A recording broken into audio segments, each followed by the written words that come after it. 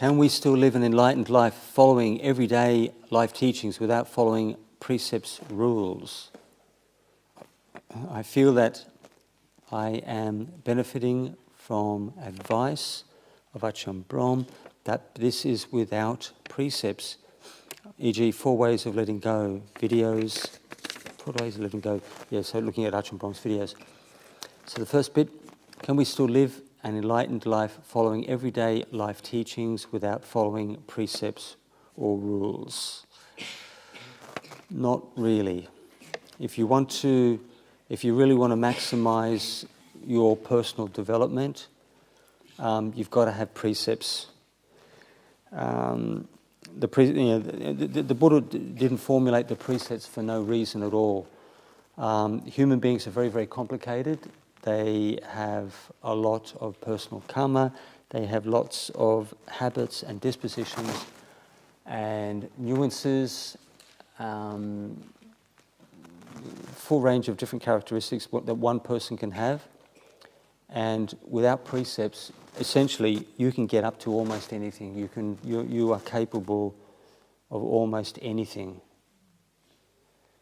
But in a nutshell, if you don't harm yourself and you don't harm other people, you're within a very, very safe parameter. So if you don't like precepts, you don't like rules, you don't like, what would you call it, sophisticated morality and having to follow this stuff, in a nutshell, that one will keep you within a very, very safe parameter, but it's not precise.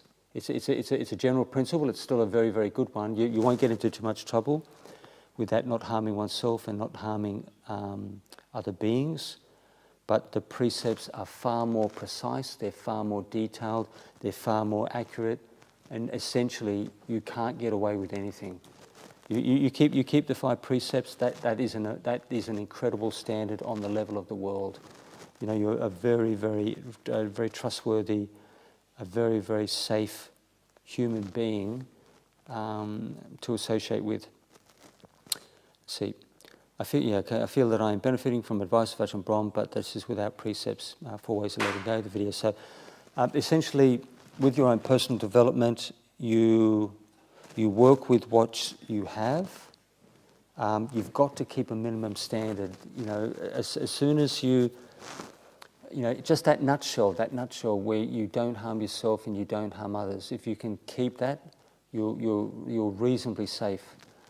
But you can still be compromised. There can still be like very, very precise, very fine things that you may not be able to cover. You may not be able to maybe deal with, or you may not be able to protect yourself from. But people are at different levels, so you just work with what you've got.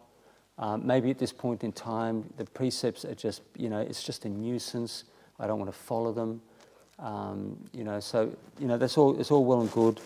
As long as you've got that that number one principle that I mentioned in a nutshell, you're still within a reasonably safe parameters. So maybe not now. Maybe in 1 year or 5 years from now. I mean, the Buddhas are the wisest beings who exist in this universe.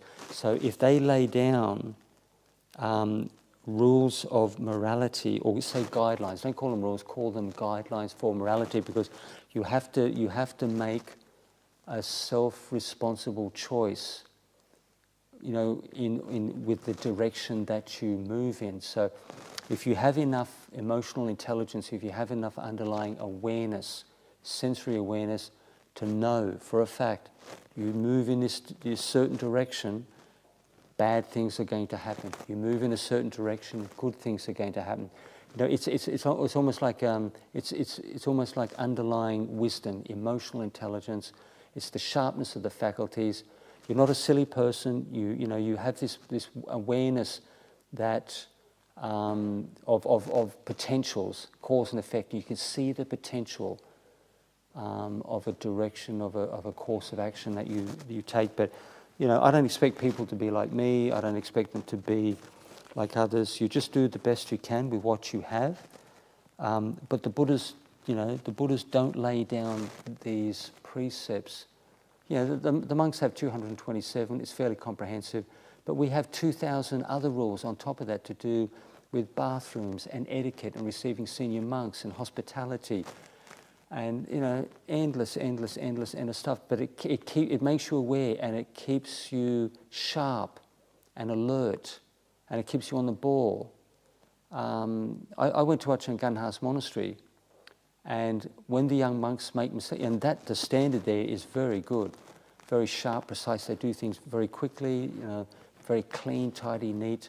Bathrooms are immaculate, toilets are immaculate, grounds are well swept, the place just looks fantastic.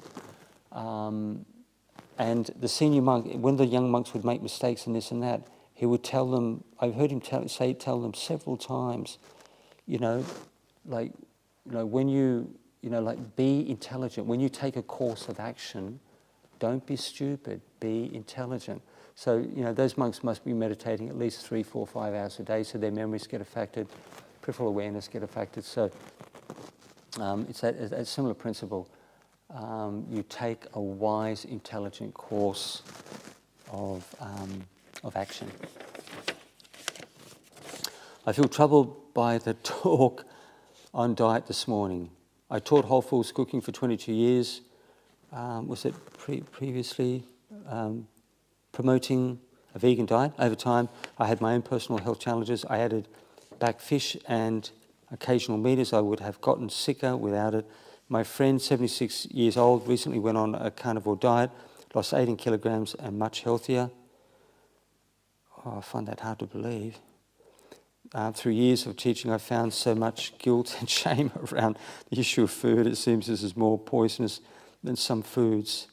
I feel that it is most important people heal their psyche and get in touch with what foods are really ideal for their body. Just sitting with my reaction to how strong this information was given. But I've seen multiple examples of people in diet. But the thing is, I'm not an expert. I don't have a PhD in dietetics. I can only give my personal experience, so it may be limited. But I've seen hundreds. I've seen 100 examples of people heal themselves with healthy diet. But I can't, because people's metabolisms are different. Some people have to have meat, protein, because of their metabolic nature. I know for a fact I feel at my highest level of health, my highest level of energy on vegetarian, raw food diets. I know the monks who are into their meat, who are into their bacon and sausages, and these guys can't work as hard. They have, when they get old, middle-aged and old, they're getting slow, they have joint pain, they don't have the same level of energy, they have more afflictions. The healthiest people I see that I know and I see in the communities, they're vegetarian, they're vegan, professional athletes who have the highest level of athletic performance, the highest level of energy, endurance, recovery from injury, and these incredibly workouts are vegetarians and vegans. I'm no expert, but I will challenge you on this one, because I've seen 101 examples, both from people in regular society, people in the community, and top-class professional athletes. But it's not to say metabolically you may need fish, you may need meat, but I guarantee you, I'm 60 years of age now, and I will be if I had to shovel sand and gravel for like maybe 4 hours, 5 hours, or even 8 hours on and off through a day, if I ate a plate of sausages and bacon, I would be basically not dying, but after maybe about 1 or 2 hours, I'd be absolutely shot. But on a vegetarian diet or a raw diet, I could keep going for half a day. I could possibly even keep going, even at my age, for a full day, and I wouldn't feel like I was going to die at the end of it. I react very badly with meat, chicken, beef, pork and bacon, and the vast majority of people I know, it slows you down, it ages the body, it drops your energy. It's irrefutable. It's metabolically, it's not necessarily, for the vast majority of people, metabolically, it doesn't work very well. And the professional athletes are an example of that. You know, you're looking at extremes. But not to say, as your friend, 76 years of age, went on a carnivore diet, lost 18 kg, much healthier, but I can't say for how long. You get on a carnivore diet, but you're talking about how much? 10%, 25%, 30%. To give you an idea, the top, let's see now, the president of the American Doctors Joggers Association argued the point that meat was the natural diet of man, and did the research and supported this with different principles and findings and historical evidence. He went on an all-meat diet for 12 months, and he had a massive heart attack, and he didn't even have a chance to catch his breath. It was gone. They couldn't, even though he saw the signs, you know, immediately. He's a very, very high-ranking doctor. He was dead. They couldn't even get the ambulance there fast enough, which proves this is just one principle. And when they checked his heart was absolutely riddled with atherosclerosis. Something like you need 2 vessels, 90% blocked, 1 vessel, 10% blocked before you get cardiac pain. And you're looking at extremes there. So and I think all his vessels, he was barely getting enough blood supply to feed his heart. I think his heart would have been slightly larger. But the thing is, when you get taken out like that, and this is like, you know, he's a professional medical doctor, so he knows the signs and symptoms. So he had no problem. He was running and following his carnivore diet, you know, for months and months and months, and then he just got struck, taken out completely, and he didn't even see the warning signs, which shows you how amazing these carnivore diets. They had, this is another extreme. You had, and and I'll give both sides here. You had a young man, 26 years of age, living on. It's not the same thing here. Fried food and hamburgers, fried fish, chicken rolls, and all this stuff that you see in McDonald's. What do they call it? Kentucky Fried Chicken and Red Rooster. You know, you're all familiar with that kind of food. Had a massive. He lived on it from the time he was 12 years of age, and he had a massive cardiac arrest at 26 years of age, and he dropped down dead. You had another young man who was pre-contest, a bodybuilder, state bodybuilder, using Lasix to flush the fluids from his tissues, put his heart into fibrillation, had a massive cardiac arrest, and he also dropped down dead. So you're looking at extremes.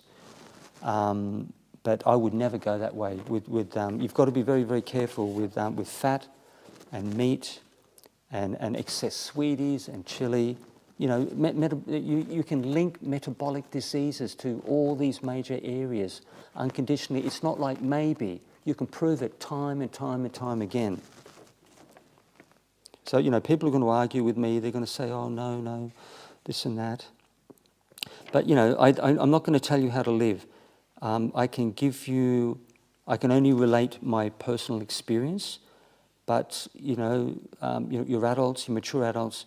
You choose which way you want to go. You know, you choose which way works best for you.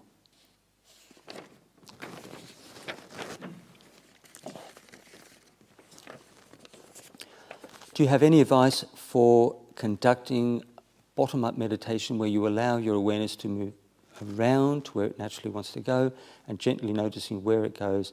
Is this a useful meditation style? Bottom-up meditation. Well, I mean, you can move your awareness, like, you'll have retreat teachers, both lay teachers, monastics, and you can use, like, say, body sweeping. You can move from the crown of the head and move very, very slowly over the front of the head section, the eyes, the nose, the cheeks, the chin. You can circle around the side of the face, the ears, the back of the head, and then to the other side of the head section, down say, for example, down the front of the body, throat, right down to the front of the chest, down at the tummy. And then you can circle down the left leg, left foot, right leg, and then circle up around the back, right up the back, slowly, lower, middle, upper back. And then when you reach the top to the neck, you can circle down through the arms, the fingers, left and right hand, and then circle up to the neck and then up to the crown. So there are a number of techniques that you can use. You can move your attention through the body in different ways. You can circle around the body in different ways. So you need to sort of see what your preference is, what you like, whether it's slow or a little bit faster, and the direction of the movement, whether you move down from the lower body, moving up, or from the upper body, moving down. But as long as your mindfulness is well established, you're from second to second, as long as you can feel your body when your mindfulness is moving, if you can feel your body what's the right words? If you can feel your body from second to second, as your mindfulness is moving through the physical body, then you know for a fact you're on track. Mindfulness is established, it's aware, and you're present. As soon as you lose awareness of the physical body, that means mindfulness is gone at that point in time. But maybe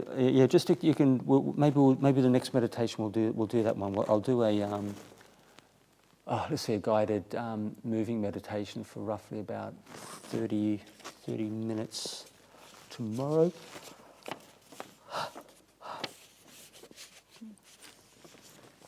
How would you explain disease or death of babies or small children?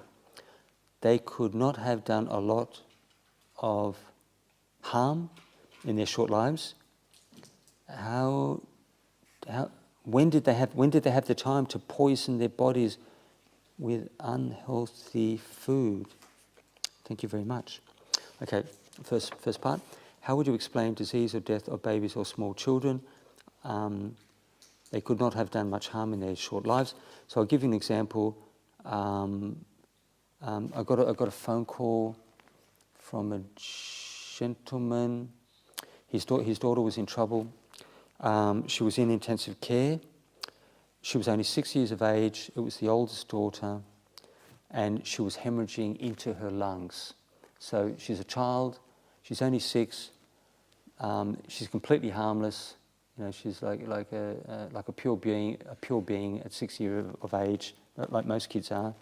They can be a bit energetic and whatnot, but at 6, you really can't do much harm whatsoever. And you're looking at a very, very serious medical condition, and the poor child, even with 2 surgeons and a team of people in intensive care, they could not save that little girl, which means how serious her personal experience was. So I went to the hospital, and I did the chanting for the child, and I spoke with Mum and Dad. But Mum was able to deal with it.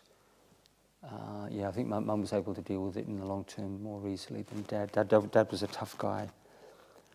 Was a prison officer. They're both very good people, and their youngest daughter's doing very, very well. But that's incredibly heavy. When you lose a child under extreme conditions like that, that child must have killed or murdered someone previously. It might sound very extreme when I say this, But on a karmic level, on a causal level, moral level, you just don't get taken out at 6 years of age with such an extreme condition, life-threatening condition. You've got to murder other human beings for that to happen. And any of the senior monks will tell you, any of the high caste scholars will tell you, it's in the sutras, and they've seen it. The meditation masters in Thailand, they know the karma of people. They know what they've done. They know what they've done previously, and they can see the connection between these things. It may not be fair. It may be completely, just. How can you expect parents to deal with something like that when they lose their oldest child? It's just. But and all the feelings that mum and dad go through. So the child not only loses her life at a very, very young age, but all the feelings that mum and dad go through are karmically related. So the child is born to them. She comes into their life. She has to leave very early. So all the feelings that mum and dad go through are karmically determined. It just doesn't happen by chance. You just don't get unlucky when you lose your child like that, and then you go through the separation and the grief and the sorrow and the emotional pain. There's a reason for this. And you can't feel karma. You don't understand what is happening to you unless you actually feel it emotionally, unless you feel it physically. Otherwise, you haven't got a clue what's going on. Karma, if you've got a bit of brain power, karma teaches you. It's trying. I can't think of the right words to explain this. It's helping you to understand what you're going through. So if you're a reasonably sensible person, you'll see that what you're going through, it's karmically determined. It was meant to happen.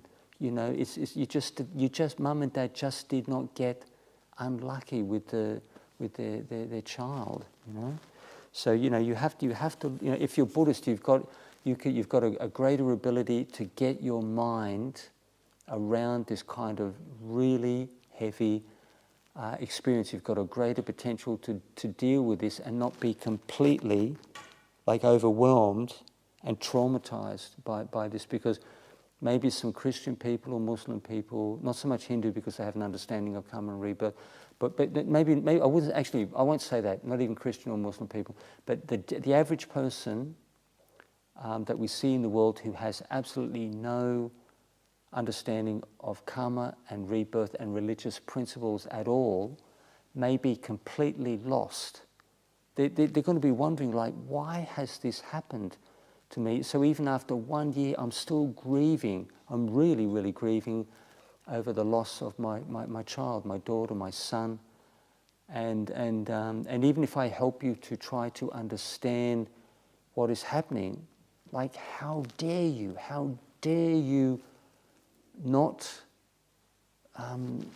recognize and accept and believe believe the emotions I'm going through, which are like a truth. I'm going through these very, very painful emotions, and how dare you tell me to accept and to understand and let go, because I'm still suffering and you're just increasing my pain.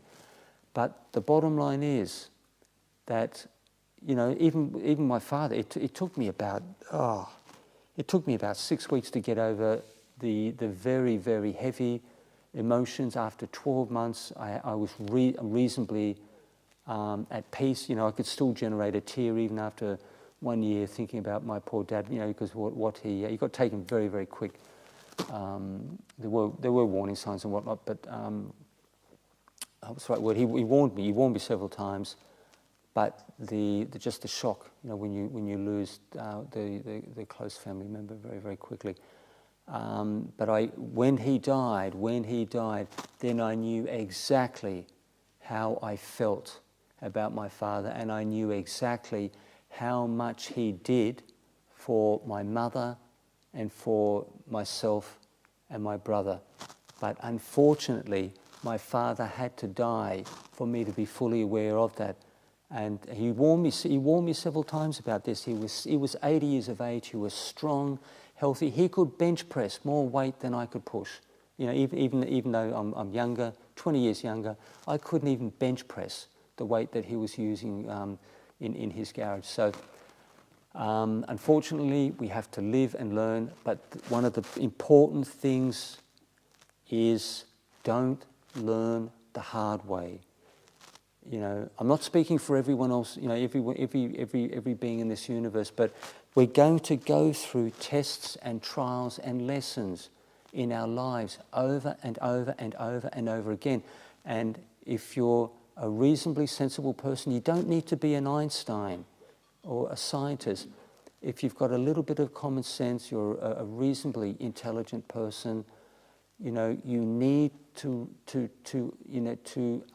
look at this stuff and understand what is happening to you, because you don't want to learn the hard way. You don't want to keep going through toxic relationships over and over, to have your children walk away and leave you and not talk to you for like 5 years because of your personality traits and the way you treat your kids. You know, I can give half a dozen examples, but the bottom line is we're in this. You know, we're meditators and we're Buddhist practitioners to develop insight and wisdom at the highest level with this teaching. So all the morality, the enlightenment factors, the meditation, it's all geared for that. To develop your awareness and understanding of yourself as a human being, your relationships with your family and friends and the world around you, because you do not want to die more ignorant than the day you were born. It's a big, big mistake, and karmically you lose out. You know, you gain nothing, you lose. Right.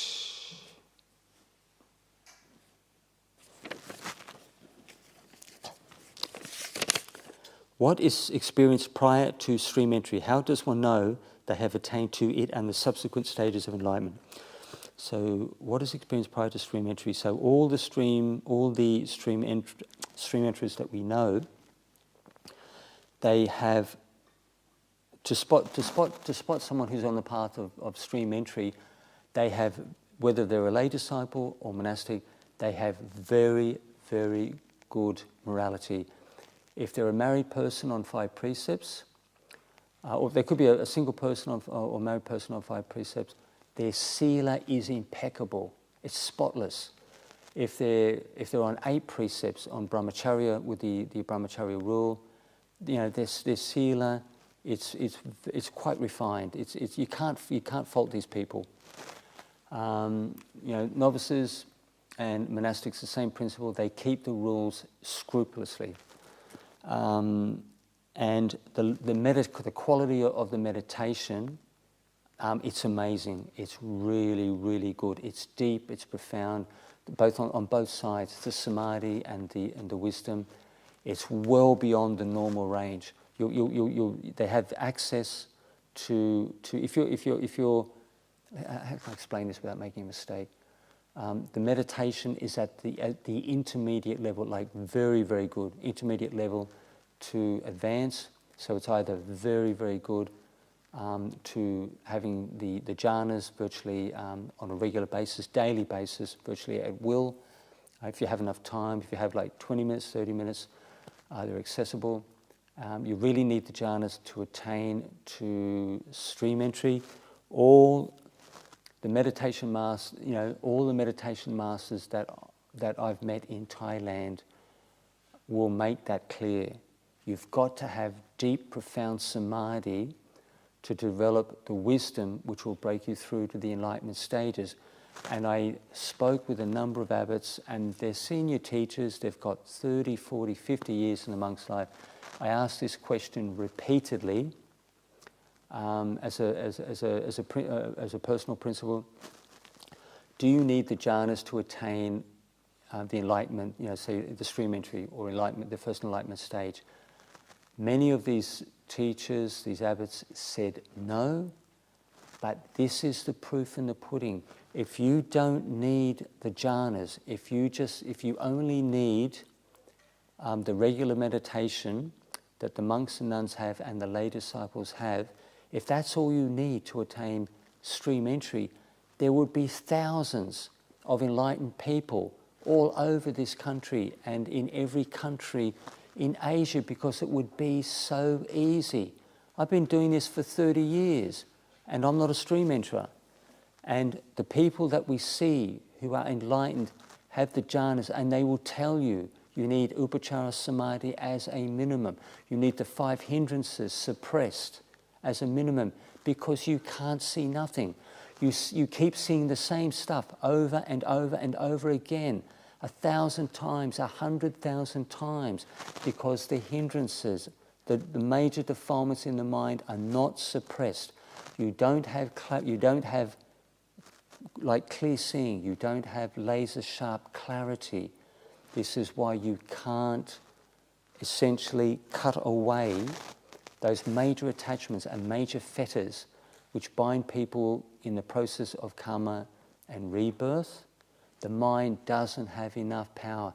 This is why standard and regular meditation of the monks and nuns doesn't cut the ice. And it's exactly the same thing for the lay disciples. And the proof of the pudding is that the number of enlightened disciples, enlightened lay practitioners and monastics we have in this world are minimal, maybe several hundred across the world. I give it several hundred, and even then I'm being generous. I have no idea how much. It could be 200, it could be 300, I'm only guessing. Give it 300, let's be generous, give it 300. But that is the proof in the pudding. If it was so easy, there'd be thousands, tens of thousands of enlightened disciples all over the globe.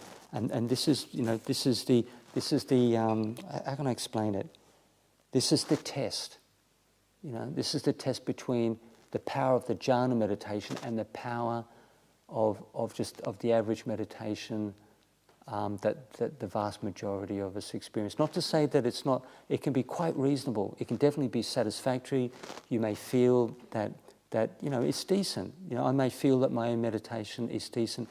But when it comes down to tin tacks, when we're talking about enlightenment stages, I've seen it repeatedly. You've got to have the jhanas for stream entry. The Buddha made it very clear in the sutras. And that point that I've already mentioned, it's irrefutable. This is the proving point with this stuff. How does one know that they have attained it to enlightenment? When the person attains to the enlightenment stages, they need the prerequisites. They need the incredible standard, the incredible meditation. When they break through to the Sotapanna level, I can explain it. They understand. There's 3 major principles. They understand the emptiness, the non-self principle of this universe, to the very core of their being. Not to the surface or the intermediate, to the very core of the existence. They understand this principle of non-self, of anatta, of emptiness, to the very core of their being, as deep as you can possibly go. I can explain. They know the path. They know the Buddhist path is the true path. They can't get distracted or confused or misled by other religious doctrines or teachings at all, in any way, under any condition. What's the right word? There's number 3. Oh God, I can't even remember. There's a 3rd principle that'll probably come to me at some point. Let me think. Can you remember? Say it? It's in Pali, Sila Bhattaparamas, rituals. Adherence to rites and rituals. I made that one already stated. where you cannot be confused by false doctrines at all. There's another one, there's a third one. Doubt, that's right. Skeptical doubt. You have absolutely no doubt of the Buddhist teaching to the very core of your being. You see it to the center of your being. You see it right through the nature of the universe and the cosmos. These three principles, anicca, dukkha, anatta, you see all three of them, and you see them right through this body and right through the nature of this universe. And then you've got, so each enlightenment stage, the enlightenment experience is virtually exactly the stage. It's exactly the same at all four levels, but the level, the defilements are cut away. As you move from Sotapanna to Sakadagami, Anagami, Arahant, the major defilements which obstruct people, obstruct the path, the development of the path, you lose, in a rough sense, this is what one of the meditation masters stated, you lose 25% of all defilements, all of spiritual obstructions in the mind at the Sotapanna level. As you move the next level, Sakadagami, you lose 50%, Anagami, you lose 75%, the Arahant is completely purified and loses 100% of all karmic obstructions, spiritual impurities in the mind. And when those impurities are gone at the level of the Arahant, there's absolutely nothing whatsoever to bring that person, male or female, back to rebirth ever again in any world whatsoever at any time. It's completely finished. The mind is completely pure. Upon the death of that individual, the death of the Arahant, the four mental components which make up the mind and the pure citta, which is just a pure state of awareness, which watches the khandhas, which is aware of the khandhas, which is inside and outside the khandhas. It's like a how can I explain it? It's like a full knowing. It knows the khandhas inside. It knows the khandhas outside. It sees them rise and fall. They move at the speed of light, faster than the speed of lightning, microseconds, thousands of a second, the way they rise and fall. And they can see them rise and fall. These khandhas are pure when that person's physical body dies. The mental energies which make up these khandhas dissolve, and then that mind and all its mental processes will cease to exist. They disperse and they cease to exist. So the mind is the first thing to completely go to cessation, complete ending, absolutely nothing left, not a trace. And then the physical body will break up, and all the elements will go back to earth, wind, water, fire, will go back to like the source. The water will go back to the water element, the earth will go back to earth, the air element, gases will go back to, say, our atmosphere, earth, wind, water, and fire. So, and anything that you can possibly think of will go back to its ground state within the natural world that you know of. Death and change. What is impermanence? What are the benefits of the consistent contemplation of impermanence? Because I rabbited on about this impermanence principle a lot, and it's not to be underestimated, because even though I don't have incredible meditation myself, but it makes a big difference with your insight practice. You do this on a regular basis. You do this when you meditate, and probably within a month you'll start to see it to develop. What you know and understand will start to increase, because the anicca, dukkha, anatta principle, it's like the tree trunk of a huge tree. And then as the big branches come off, and the smaller branches, and the buds and the leaves and the twigs and the blossoms, you've got all these other insights, this knowledge which is directly connected to the trunk.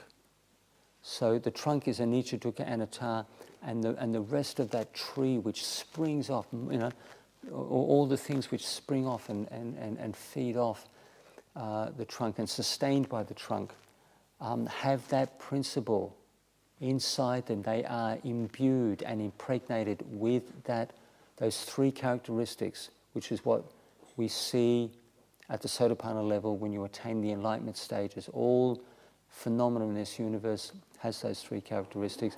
So when you keep emphasizing that over and over and over again, it increases your insight and knowledge in other areas. And I notice myself, I do little talks when I'm at the monastery, because the lay disciples spend at least 1 to 2 or 3 hours cooking. Maybe they may even spend even 1 or 2 days even preparing and locating the foodstuffs for the meal, and then they drive at least 1 to 2 hours. So for me to give a little talk at the monastery, it's not much to ask. When you look at the effort that the lay disciples put in. But I've noticed myself, I haven't given a big talk for a long time. I made absolutely no preparation for this retreat whatsoever. And even I don't know what you think of my talks at all, but I've definitely noticed that I can feel a little bit more articulate, a little bit more confident. My knowledge base is better. And I absolutely feel no apprehension, no nervousness, no lack of confidence whatsoever. I feel much more secure in what I'm saying, and I definitely feel the knowledge and the insight, my insight basis is definitely stronger. You may think this is, oh my God, it's so boring, just going on, hammering away this anicca principle over and over and over and over again, thousands of times per day. But the Buddha said very clearly in the suttas, this is what you should be doing. This is the work of the monastics. This is the work of the lay disciples, because everything you experience, everything you know and see is imbued with these three characteristics. So when you make the perception of those three characteristics very firm in your mind, you're increasing your awareness and understanding of everything that you see in this universe. And this is why it breaks you through to the Sotapanna level. You need the jhanas, you need the three characteristics as a minimum. This is what it takes as a minimum to break you through to the Sotapanna level.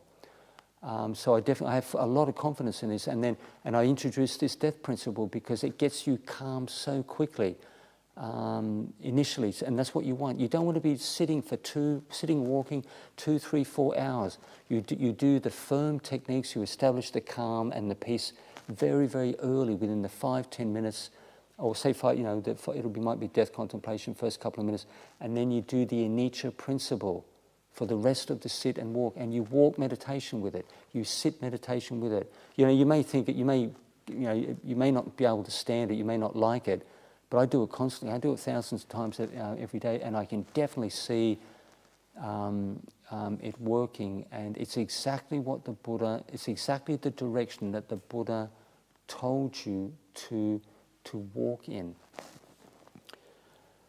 Let me think. So impermanence being the changing nature. Whether it could be on the level of quarks, atoms. It could be what would you call it? Compounds, molecules. The human tissue in the body, the elements that we see in nature. So you're looking at changing phenomena. So to give you an idea, I saw one senior monk from Thailand, and he was just walking towards the top of the property in the forest. And he just picked up one of the gum nuts. We got thousands and thousands of gum nuts in the monastery, but he saw something in this particular gum nut, and he picked it up. I just watched him. I didn't have to say anything to him. And there was something in that gum nut which caught his eye, and he saw an opportunity for reflection. And he was holding it in his hand, and he was just throwing it up and turning it around. And he was looking at it in different ways, but there was something that caught his eye, something which was quite important there. So it increases your understanding of life and the universe. You may not think so, but I know for a fact that's the case. Thank you so much for talking about diet and unhealthy foods and how it affects our physical, mental and spiritual well-being. It was so refreshing hearing that from a monk. I don't say this I do say this from time to time, but people, they'll definitely argue with me, this and that. But I have been vegan for a number of years, and it is the best decision I have ever made. Hallelujah. I hope it will help people make better choices about the food they eat. Thank you. But I had a funny little line. One of our long-term disciples said that he absolutely loves his food. He loves his steaks and his fried sausages and his bacon and all the greasy, tasty, spicy things. He just loves this stuff. Anything you can possibly think of, whether it's quiches or cheesecakes or savoury dishes or meats, or it could be anything like high class like breads and special bread and special spreads and all. Just loves it all. And he said there was a family of vegan people living across the road, and he said, with a disgusted look on his face, he said they were the sickest people he'd ever set eyes on. He said they were pale, and he said they were thin, and he said they looked really sick. So, you can't please everyone. But the thing is, you're talking. This is a man who absolutely really loves the taste of his food, and the taste of the food is so amazing that they went to a barbecue. They had barbecue with friends, and it was all laid on, lots of nice, tasty things. But they brought along this piece of fish, good quality fish, which had been seasoned with herbs, wrapped in foil multiple times, placed in their freezer, and they thought, well, we're going to this barbecue, we'll just pull out this beautiful piece of high quality fish, and we'll put it on the barbecue, and we'll share it with our friends. And naturally, the good quality freezer, our friend, our disciple, he had his field, he had his a tummy full of bacon and eggs and rashers, and there was other things on the side. There may be a couple of vegetables on the side, but he was full of steaks and sausages and bacon and fried egg. And they opened. He was the first person, so his wife prepared the fish, and she said, take a, like, check this out, see what you think. And he opened up the foil, and even after 12 months of this fish in the deep freezer, it smelled absolutely fantastic, and he would have loved to have eaten some of this top class fish, which had been seasoned with special herbs and whatnot. But he was absolutely full to the brim, and he pulled a face, and he said I was so full. He said I couldn't take even one bite of this beautiful fish, and there was just this like frown and dissatisfaction on his face.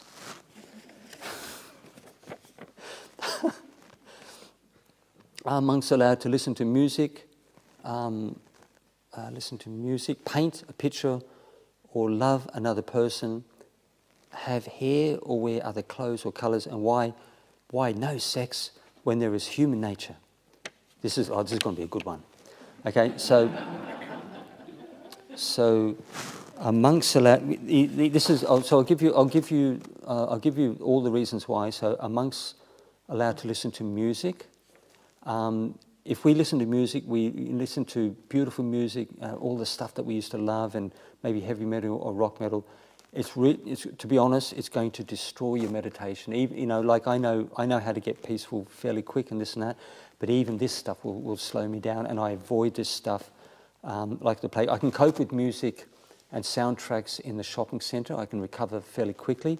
But once you get into the stuff that you absolutely love when you were a teenager, a young person, which really resonates with you emotionally, it's going to pull on your heartstrings. You're not going to be able to let it go. I usually stop this stuff completely on almost any level within 24 hours, and even the rock music, it could be heavy metal. The stuff from the past I used to listen to, but I can usually shut it down completely within 24 hours, but it means that you're looking at, you could be looking at minimum 2-3 hours just to get this stuff out of the way, so you can get some decent meditation again. So you will get monks who may paint or do poetry. It's quite, to be honest, it's quite harmless to paint. It's quite harmless, or to draw, or to sketch, or to do crayon work. It's quite creative, and you may find it quite. It may be quite useful, may be quite important for you. It may help to flower your spirituality, or bring up maybe spiritual feelings, and help you. We had one of our monks. He's not a monk anymore, but he started to draw and sketch, and he had amazing. He'd never been trained whatsoever. He'd never done a course, and he had amazing ability. I mean, just straight off the bat, and even some. So he was helping. He was getting involved with some of the lay disciples. I think he did a couple of classes with lay disciples, but I couldn't believe how good his ability was for someone who'd never even been to Tech, never ever done a class. But I've seen a second person like that. He was doing oil paintings. Let me get this right. I think he did. I've got to be accurate about this. He did one course at Tech, and then he did oil painting for 12 months, and he sold a painting of his. The first painting was, I think it was about $500, and the second one was $1,000. So so all of you have an awareness, have an inkling, an awareness, and to sell a big painting like that. And sell that for $1,000 to a wealthy person who's got very, very quite high artistic, expensive tastes. It's not a small feat. Let's see. Love another person. You can. It's quite possible. I mean, monks and nuns, they love their. They love mum and dad. Most of them do. Brothers and sisters, but it's a different kind of love. It's like a more of a selfless kind of love. It's more of a pure kind of love. It's not so much a physical, sexual love for that other person. Because as you're meditating with the precepts, and as you're being a celibate person, as you're refining the mind over the years, you tend to focus more on the person, who they are, their personality. The deeper nature. So you could have siblings who are they're just beautiful people, and they're very intelligent, and they're talented, and this and that, and that's a part of them. But you look. One thing that I tend to notice that with the monks and nuns, that and even with the lay practitioners, is when you're relating to other people, you tend to focus on the person much more than the superficial qualities, because that is the real essence of the person. Their physical beauty is not their real essence. The amount of money they got is not their real essence. How intelligent they are, it may be beneficial. Emotional intelligence is definitely beneficial. Intelligence is definitely beneficial, but if it's within the parameter of the personality and their nature and their makeup, then it's something that we can recognize and appreciate. The superficial things are not so important, because they're not as deep and maybe as meaningful. Wear other clothing and other colours, and so the reason why the monks wear the same, why we wear these robes, and these robes are very, very similar no matter where you go in the world. The colours might be a little bit different, but the actual style, the colour can be slightly different, the style can be slightly different, but it's still like the robe kind of format, the way we wear the robe. We don't wear other clothes. We do not, under with the monks' rules, nuns' rules, you don't wear lay people's clothes, because you're not a lay person. Lay people, It's in the rules, but lay people do not want to see you wearing jeans. They don't want you want you wearing maybe buttoned shirts and ties, and like expensive jackets and Gucci shoes and stuff like that. They don't want to see it, and the reason is because you're under training, you're ordained as a monastic, you're supposed to walk and talk and look like a monastic. So, there's different kinds of monks and nuns, but there's a minimum basis with these principles. So you're supposed to look like a monk or nun. You're supposed to behave like a monk and nun. You're supposed to, walk and talk, with one's etiquette and whatnot. So this is why you're a monastic. You have lay disciples, you have monastics. You can't mix up the behaviours and the qualities and the dress and whatnot, because how can you expect the lay disciples to support you when you dress like a lay person, you act like a lay person, you're having sex with other people? I mean, I wouldn't support any monk or nun who walked and talked like a lay person and had sex with other people. I mean, why would you? Why would you? They're not performing their religious duties effectively. They're not meeting the expectations of the lay disciples. The lay disciples are working 8 to 10 hours a day. They have mortgages. They're under financial pressure. They're supporting families. They've got all sorts of stuff going on. They can still come up to this monastery, spend at least several hours preparing food, several hours driving. So, the monks and nuns have to fulfill their religious obligations. And if you can't do that, you either step down in the process. Say, for example, you're a full monk on the 227 rules plus the extra 2,000 rule, the community rules. If it's just too much for you to bear, and it's incredibly oppressive, and you feel like you're in, say, like a maximum security facility, then you drop down and you become a novice on 10 precepts. And I could do 10 precepts in my dreams. It's so easy. But some people are not even comfortable with that. They still, even when they're inside the community, because monks are very, very sensitive. Even if you're not happy as a novice and you want to be an anagarika, you may be an anagarika who still wants his personal relationships with other members in the communities. He still wants his personal relationships with the opposite sex or with the same sex. You might be gay and you still want to be close. You want to be physically and emotionally close to other males. Or if you're hetero, you want to. I see this all the time. Because monks, it's like an intuitive thing. It's an emotional thing. Whenever one of our guys, anagarikas, or one of our laymen, starts to extend his emotional energy, his sensual energy, to one of the females, the young females in our community, or even it's mainly younger women. They're the ones who catch your eye. Or the middle-aged women who have good qualities. They may be attractive as people. They're very, very nice, very kind, very sweet people, and you can see it immediately when these guys they extend their sensual energy towards the women in their community. I mean, I don't make a fuss. I don't jump. They're anagarikas or they're lay guests.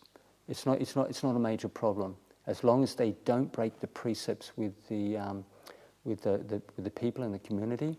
But with the novices, you don't do that. You do not play games with the women in the community in any way. You might have a little joke around, or you might tease them a little bit. But any women are quite sensitive. They know, they can feel it very, very quickly when guys are coming onto them. They're tuned for it. Male-female relationships, I'm not an expert, so I won't go into detail. And so The no sex when it's natural in human nature, so it's completely natural for married couples, for young people in relationship. You've got to be a little bit careful once you should, if you're a young single person, male or female, it's not a good idea to basically be a butterfly and play with different people at different times. Even the Buddha never recommended that. The meditation masters do not recommend that. If to be quite honest, from what we see, you should only, if you want to play, you only play with one person only. You don't play with 2 or 3 or 4, because you're starting to play the field, and you're starting to use people. You're using them physically. You're using them emotionally. Morally, it's not. The Buddha will definitely argue the point. The meditation masters will argue the point that morally it's not sound. Once you start moving to the second person, the third person, the fourth person, you are using these people for sex. You're using them for emotional gratification, and so it's like I'll give you a funny line. One of our guys, a younger man, probably in his 30s, quite a handsome, well-built young man, and he said something like, "Is it morally against the precepts to have, say, like 2 girls at any time?" And morally, no, it's not right. To be honest, it's not. But I don't want to give my blessed opinion on these things. It's not really my forte. But if you're a monastic, the rules are very, very clear. They're very, very strict. Absolutely no sexuality. What's the right words? No obvious sexuality with oneself, with other people. One's supposed to be a celibate person within oneself and with other people. And the thing is that the danger with the sexuality thing is that, as you already know, that principle with what is the difference between the lay disciples and the monks and nuns? The big difference is we do not have sex with other people. We have rules, we have precepts. This is the difference between the monks and nuns. So if you ask the average person on the street, what is the difference between the average person and a monk and a nun? Even the average person will say, the vast majority of them will say, well, they're usually celibate people. They don't have sex with other human beings. So, that one's maybe quite obvious. But there's also the danger of pregnancy and children. You can't do that as a monastic. To bring a child into this world as a monastic, as a monk or a nun, it's morally wrong because you didn't ordain for that. That's not your role. It's not what you should be doing. And then your partner, if you're a monk or a nun, or say especially the nuns get caught up because because the pregnancy process, childbirth, they're basically they're fully responsible for that child. That child will die without them, so they're fully responsible for the care and support. The males can basically walk, or they can run, or they can evade responsibility, but it increases the pressure on the female person. So you can't have that. In regular society, the male is supposed to support his child under the law, and morally he should support his child. So there's always the danger of pregnancy, childbirth, even multiple children. So there's all these added complications which can create problems for the lay disciples and create problems for the on the monastic side. Thank you for meditation guidance. Thank you for the meditation guidance. The way, the breath. There's something in the breath that's especially helpful, as I have the moving breath. Maybe the moving breath is especially helpful as I have as an asthmatic condition, So this calms me, and the meditation on death, also passing, and all this something. They are really helpful practices for this extremely monkey mind. Wonderful.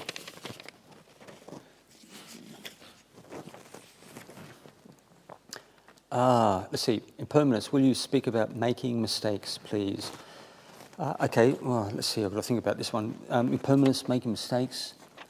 Let's see. If things are constantly changing, I mean, you have natural laws which regulate the universe, which control the natural processes with molecules and atoms and quarks. Almost on a micro level, on a very micro level, macro universal, controlling the elements that we see and know.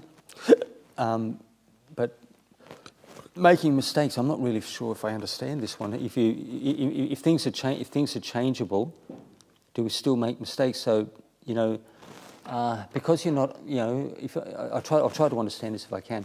If you're not an all-wise, all-knowing human being, you're going to make mistakes. But one of the key, hopefully I'm on track with this, but hopefully one of the most important principles as a practitioner, as a person who is developing wisdom in daily life, and as a meditator, is you don't learn the hard way. If you get caught in a situation a second time, a third time, and a fourth time, and you get your fingers burnt a third or fourth time, it means that you're not fully sharp and alert, and you do not see it coming. So if to give you an idea, and I will not say I understand the dynamics completely, because I only had about 60 seconds with these people. But a gentleman was getting, a gentleman easily my age or a bit older, easily 60 plus, Australian gentleman. He looked like a decent guy to me. Had just got married to a beautiful young Thai woman, and she was stunning. And they wanted a blessing for the marriage, but unfortunately, I don't want to make this sound. I don't want to sound. Oh, how can I explain it? Sound a bit funny, but I thought, my friend, you're at least 60, 61 years of age. You've worked your whole life. You must have some collateral behind you. You get the impression he's a reasonably intelligent guy.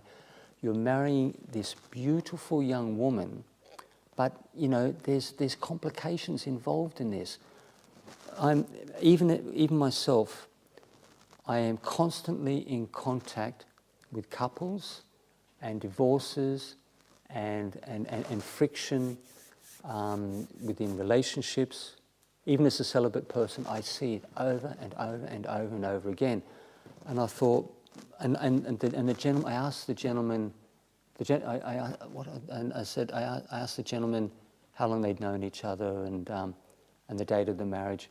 And when he told me he was getting married, he had a degree of apprehension in his voice, because he's not a silly person. He knows the potential dangers. But when you're in partnership with a very young, attractive person, there's serious legal and financial implications from this, and I've seen it multiple times. And I'm no what's the right words? I don't have, not to say, I don't want to be extreme when I say this, but I don't have full confidence at all with male-female relationships at all. I've seen too much stuff. I've seen too much stuff go wrong, go bad. But it's not to say that you can't meet. I know lots of very, lovely couples, very sweet people. But the thing is that the couples that I know who get along with really well, They're very, very compatible. They're like each other. They're quite sweet people. They've got a good basis in morality.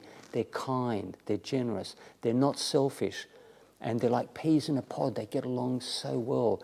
All the guys who get along just fantastic. They're just like that. You know, they have so many good qualities in common, because if the partners are too selfish, if they're too different, if there's too much friction, you know, you can't get close enough. You can't get tight. You know, like warm, loving, supportive relationship. It's far more difficult. My Christian friend, I've known since I was 12. His younger brother was married to a Croatian girl, and that marriage was topsy-turvy for like 18 years, and she was still playing games, even after 16, 17 years, she's still playing games. You know, she's a princess, and she was really spoiled, and he was very soft, very nice guy. But you know, and I thought, my God, and in the end, she was trained as a lawyer. She knows the law. She knows exactly how to play the game.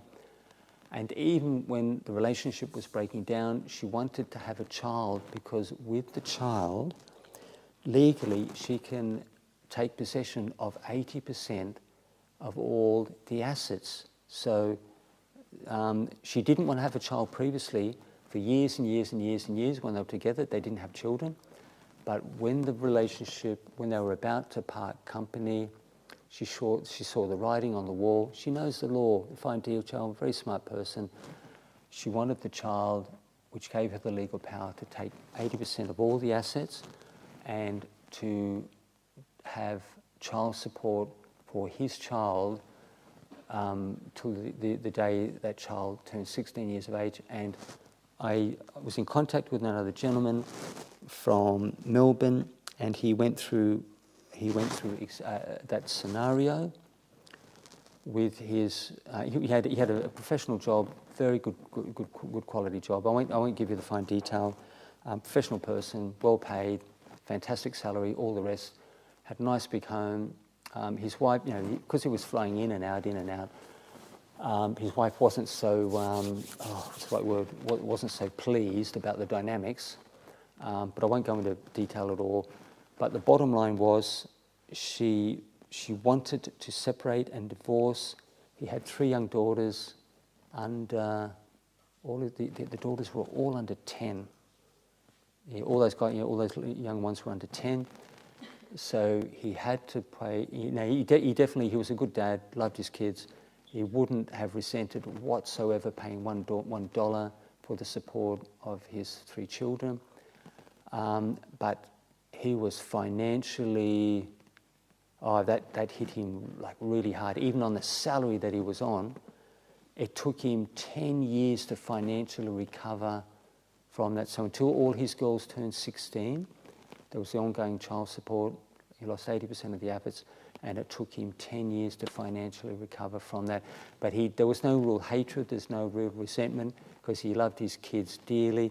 Unfortunately, his ex-wife turned the daughters against him, so it took a while when the daughters were old enough to understand what mum was up to, you know. So just tricky, complicated, very, very unpleasant situation.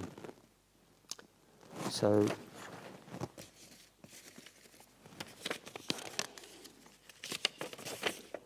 I can't get my head around the death mantra. It seems so negative and ominous. If it doesn't feel right for you, if it doesn't work for you at all, I only do this. I can do it up to easily, no problem. 5-10 minutes, no problem whatsoever. I feel quite calm and peaceful. But for me, it's a different ball game, because I've been doing this for quite some time. So I'm used to this kind of stuff. I can work with it, you know, within a range. But if you don't feel comfortable with it, and if you feel unhappy, negative, don't do it whatsoever. But it's a good idea just to test it. Test it only for 2 minutes, 3 minutes. If you don't like it at all, if it doesn't feel right, just drop it and leave it. To give you an idea, it's the same thing for me. I introduced the body contemplation. I was doing things like skeleton is changeable for several minutes, and I got a very bad reaction. I was okay for about a week, and then it started to go bad. I started getting more, more unhappy, and there's almost like paranoia was starting to creep in.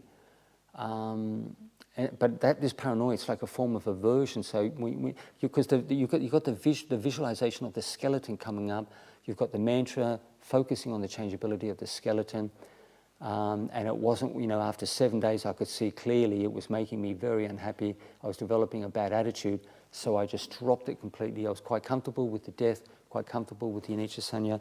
So the proof of the pudding is because we have different karma, we're very different as people. We have, some of us have been meditating for 20, 30, 40 years, some people only for maybe a couple of months. So essentially you have to do what works for you, but what works for you right now may not necessarily be the case in another 3 months or another 6 months, another 12 months, because this practice is very, very fluid. It's constantly changing the makeup of your mind, your feelings, the underlying energies and the forces in your personality are constantly changing. So you have to make adjustments with the meditation in order to get good results. But the thing is that you understood that very quickly. It doesn't work for you. I saw it took 7 days, which was quite a while, but I could see it clearly that I was getting a very bad effect with that body contemplation, and I knew for a fact I had to drop it completely, absolutely completely, probably for the next 5-10 years. You can only do this kind of stuff when you've got jhanas to a major degree, because then you've got the deep bliss, you've got the deep calm, you can handle almost anything. You can contemplate the body, death, in hours on end. It'll hardly touch you and you get very good results, but that's a completely different kind of ball game.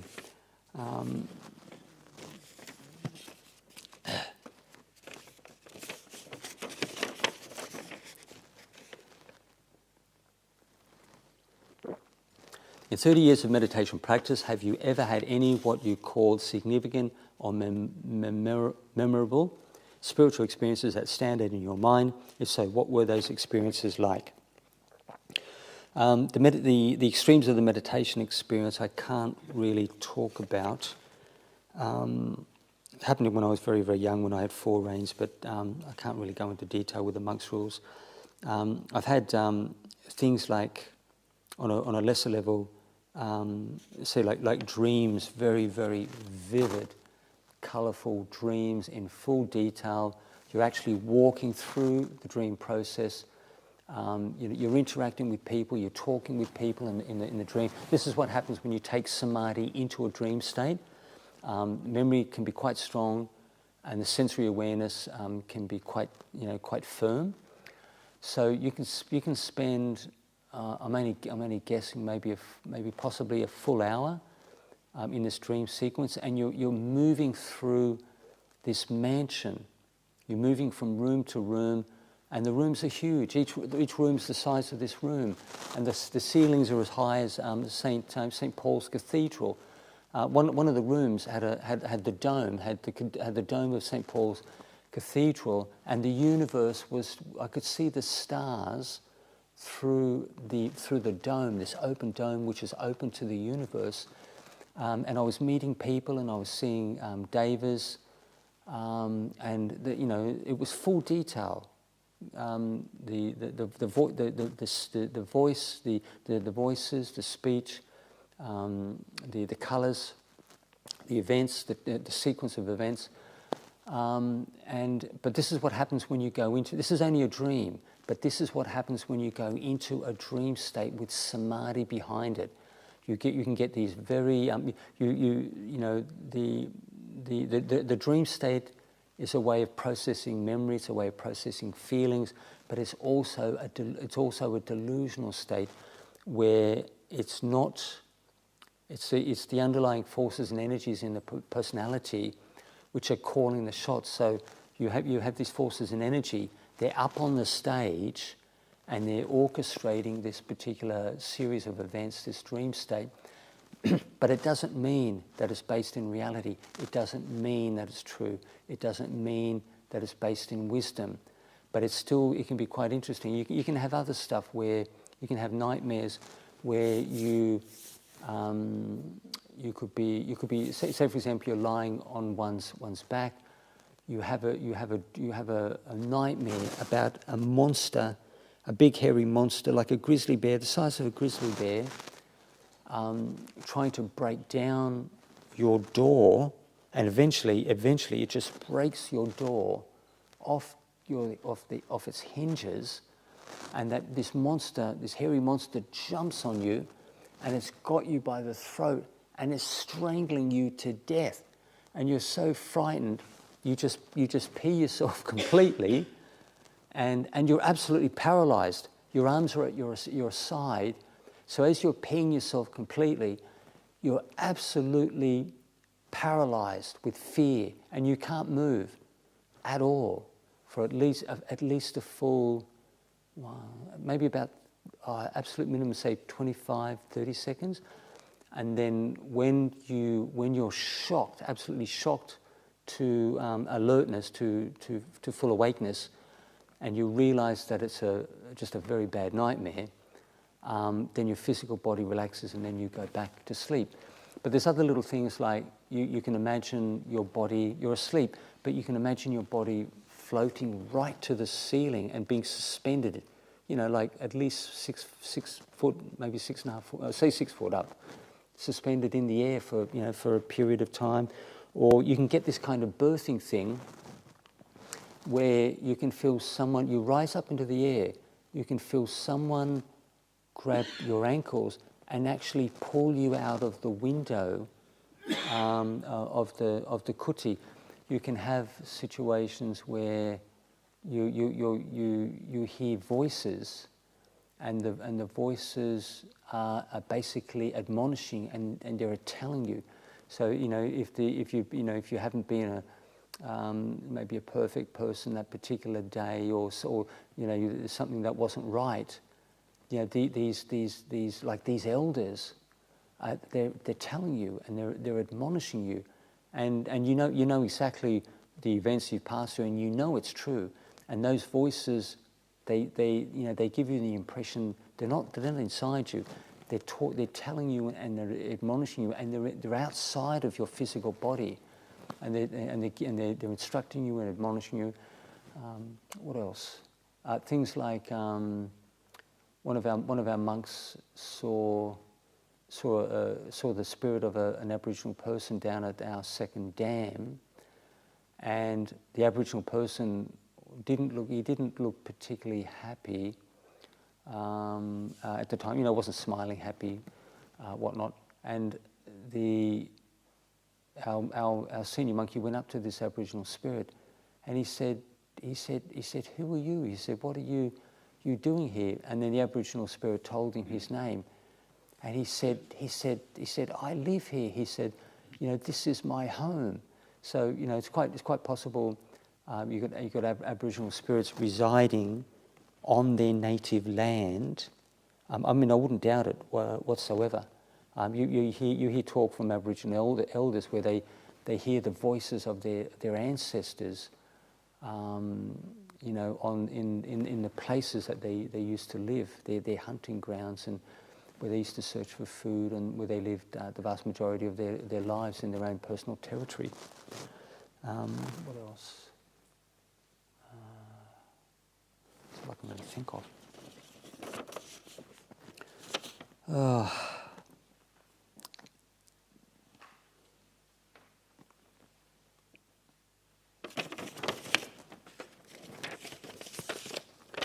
How can we let go those strong attachment bonds, such as mother-daughter bond? We don't really have to, as long as the relationship is reasonably pleasant and conducive, and it's a value of mum, and it's a value to your daughter. You don't have to break it, whatsoever.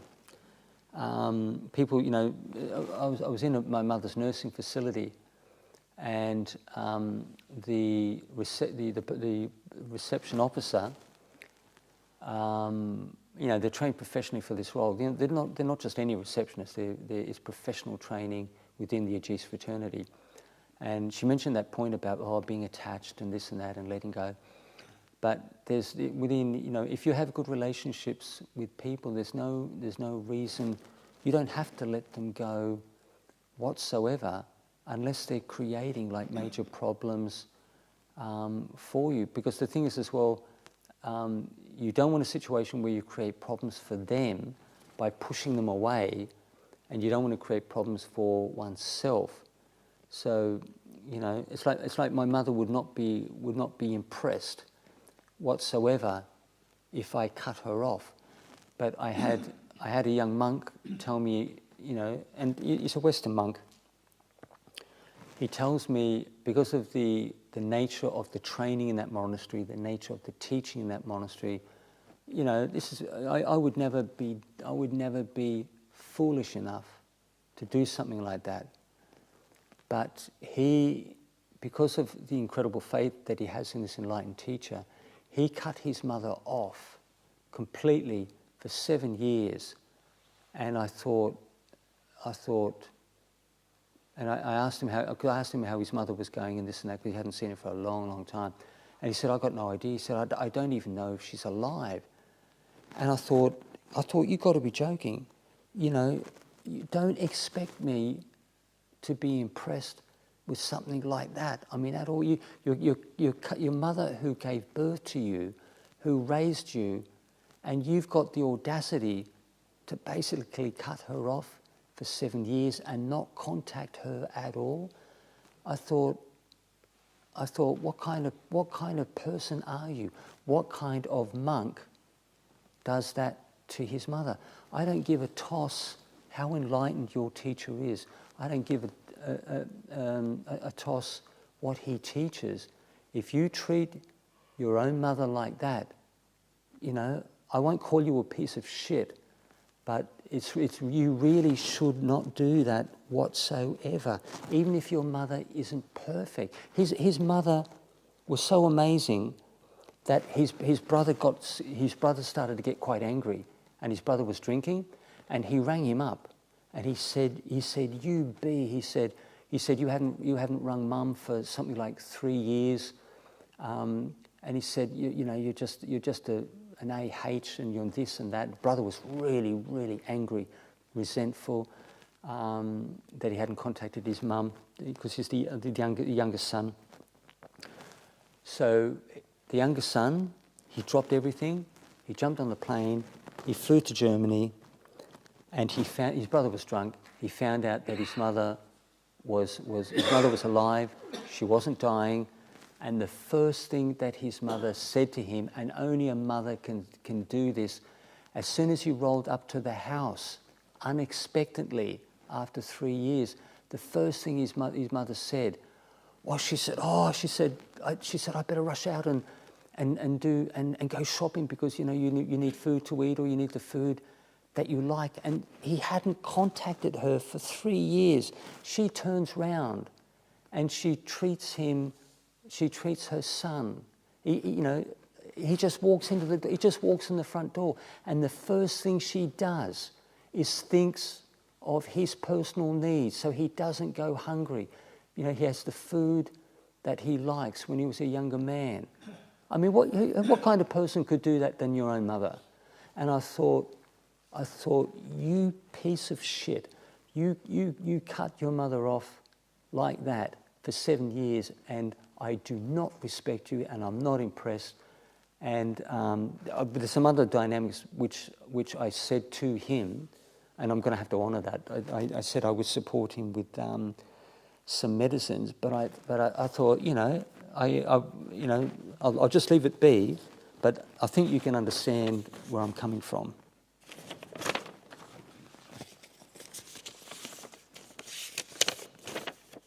Can you explain the philosophy no self as you understand it to the best of your ability? So non-self is, say the personality view. So you know intuitively, intrinsically, to the absolute depth of your being, to the center of your core, that the personality doesn't really exist, that you don't really exist. When you go into deep, profound meditation and you reach that center point where there is nothing, where there is emptiness, the nibbana element, the enlightenment experience, deep, deep, deep inside the mind, where there is nothing at all. That state of great emptiness, the emptiness of the universe. That is the realization of, the way they explain it, I'm not saying that I know, but that is the realization of non-self, of emptiness, of the emptiness of the personality, where you know for a fact there's nothing inside you. There's no real person, no real person. And when you come out of that state of enlightenment, nibbana, you come back to a normal state of consciousness. One teacher told me, he said he was blown away completely for 3 days and nights. So when you have a profound experience like that, if it doesn't blow you away for at least 2 or 3 days, it's not the real thing. So, you're talking about very, very profound things. So we can talk about non-self like in words and language, but it's nothing like, the real experience, which is life-changing. But you can feel it out. You can accelerate your understanding of this by doing the anicca principle, but also the non-self. You can develop this as an attitude, as a perception, as a way of looking. And so as I've been rabbiting on about this non-self principle, which I do a lot of, and I know it works very, very well. It has a number of benefits. You can also do that with the non-self, the emptiness, like. So like feelings are empty and consciousness is empty, perception is empty, moods, relationships, atoms, like flowers, you can think of 1,001 things which are empty in nature, and you develop that attitude that, everything is empty, empty, empty. But you've got to be careful with this kind of thing, because I definitely wouldn't do this kind of thing before you go to work. And even in general society, you've got to have your wits about you. If you start to get spaced out and you think everything is empty, when you step off the curb and walk out in front of a car or a truck, then you've taken it way too far. And I know for a fact, there's a potential. You've got to be. If you start to get really, really, really spaced out, your sensory awareness gets affected, you're not sharp, you're not on the ball, and you can potentially make small or big mistakes. Definitely do not do that one. The anicca principle is very good. I couldn't recommend it enough, and you start to roll this one, and you won't regret it. Because the non-self, when you understand one of the 3 characteristics of the nature of the universe, life in the universe, you understand all 3 because they're all interconnected. Those 3 major principles are interconnected. What you call it? I can't think of the right words. It's all intertwined. The whole universe, the way the way the universe works, the natural laws. It's all intertwined. It's all connected. Karma, rebirth, natural law. It's like the internet. All this stuff. This stuff is not separate. It's all intertwined through natural law.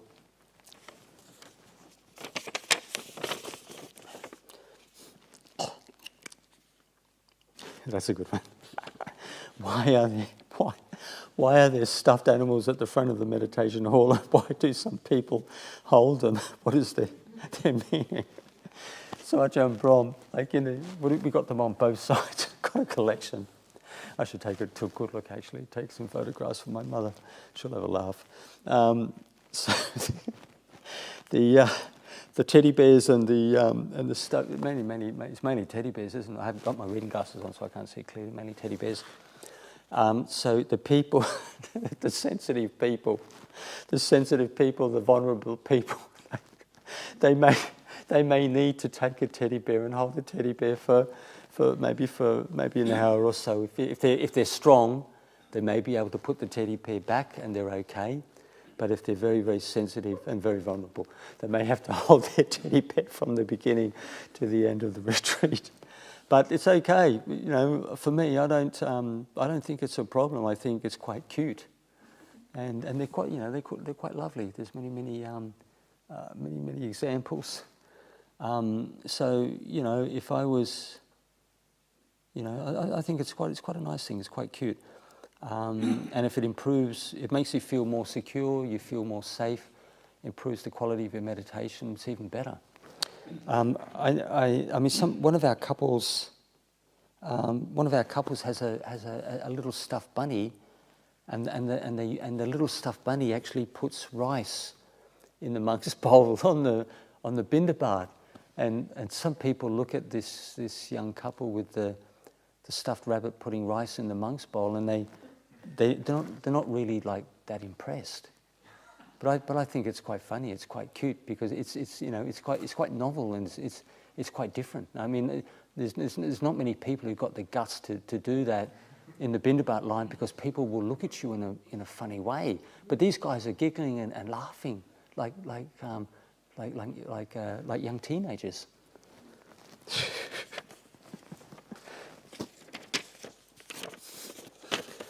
Okay, please could you describe in more detail the two mantras you started your meditation with? Do you focus on one word or the meaning of that word everything is associated with? I would very much like to focus my meditation much more quickly. Thank you. With some cute little flowers at the bottom. Okay, first line, paragraph. Please could you describe in more detail the two mantras that you start your meditation with? So I'll try to simplify this as much as I can. The easiest way without getting too complicated is to use one mantra in the beginning, just one mantra only, and until you've had enough of it. So it could be something like like moods are changeable or feelings are changeable. As you're breathing out, this is, because you're looking at a time interval. Moods, breathing in, breathing out are changeable. Breathing in, breathing out, moods. Breathing in, breathing out are changeable. But that's only just a baseline. That's just to give you an example. You can increase the spacing if you wish, or reduce the spacing, but you've got to have some space between the syllables. So when I say, like, moods are changeable or emotions are changeable, you're the one who determines whether you have 3 seconds or 5 seconds or 10 seconds between the syllables, because you're the one who's doing the practice. So it needs to be ideal for yourself, because the same thing. We're all different. We're all different as people. But I can't emphasize this enough, that this one is very, very useful, and it will make you happy and it will make you cheerful. Even the death mantra, I find useful in small degrees, but the initial principle, very smooth, stable, balanced. I virtually can't see any negative effects at all, and I do a lot of it. I do it several thousand times a day, and I can see a number of benefits with this, and it will help you get good meditation much, much more quickly, and the meditation just doesn't fall apart so easily. So you've got a very firm support for the practice, for the sitting meditation, the walking meditation, and so you have to adjust it. You have to adjust it, the speed of the mantra, the spacing of the mantra between the syllables, how much time you spend on it, whether it's an hour or whether it's 2 hours, or whether it's all week. Maybe you might do it. Maybe you might do this, and this is another thing I recommend. You only do it once every couple of minutes, one time every couple of minutes, 18 hours a day, 7 days a week. If you want to reinforce the quality, the stability of your meditation, that's what you do when you're not on retreat, when you're not meditating at home. You can do this even if I do it every 5 minutes. You might find this hard to believe, but it still works. Even if I do this once, every 5 minutes, I can still maintain that peacefulness. And with that kind of time span, you might think that's ridiculous, but I know it for a fact. It works because I do this all the time. When I'm busy, when I'm working, constantly.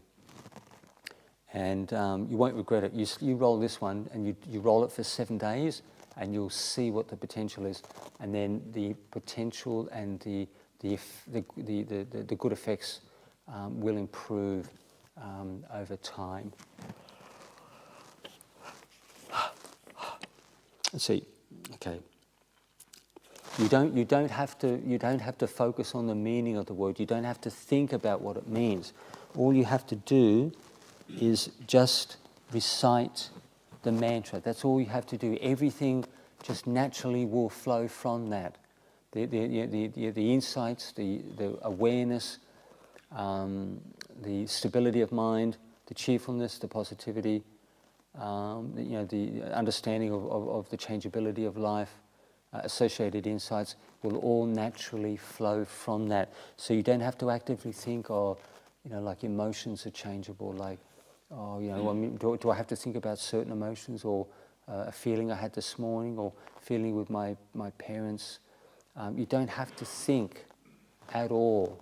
All you have to do is just do that simple mantra, whatever way that you want to, whatever way that you choose, or you do every couple of minutes, every 5 minutes, and then you do it all day.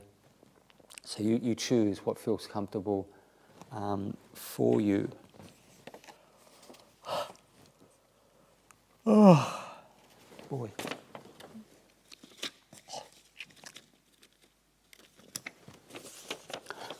Question: what can you do to overcome doubt in practice?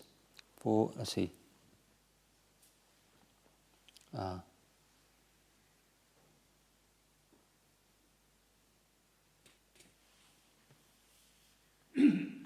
right, okay, so, what can you do to overcome doubt in practice in relation with the meditation? What I would do is if I have doubts, you need to understand yourself emotionally. So if you have an obstacle, a hindrance, maybe just a very tiny problem with the meditation, you've got a block, you need to understand yourself emotionally, why you feel this way, because the emotions are the key. In order to get very good meditation, you need to have strong emotional intelligence. You can't get deep meditation without it.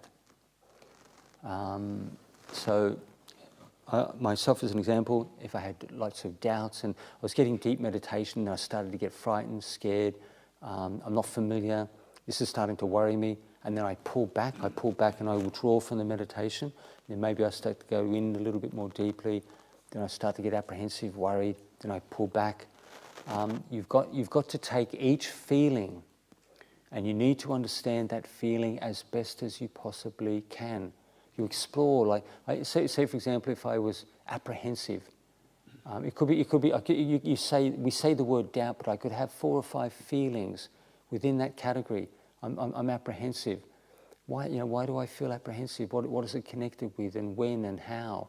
So understand everything about that feeling, and then and when you've done that, then you move on to the second feeling and the third feeling. And because the bottom line is, if you don't have a good understanding of these emotions, which are basically blocks to deep meditation, they're going to stop you. This is why the emotions are key when it comes to deep meditation, and also it's the key with one's personal karma. Your feelings, they drive the whole direction of your life. They drive your karma, your relationships with other people. So you really need to pay a lot of attention to this and become a person who has, very, very firm emotional intelligence.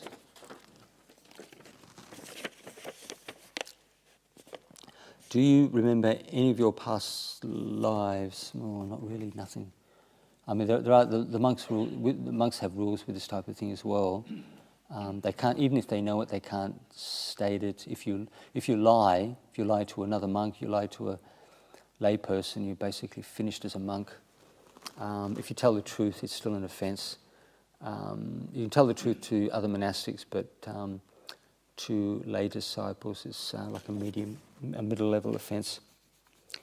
But some of you may have spontaneous recollections of past lives, and one way to tell is that the feeling tone will tell you that this is a past memory. So you have the visualization process, but the feeling is what will give you a very, very accurate sense for where you're at with the experience. So just imagine if you had a past life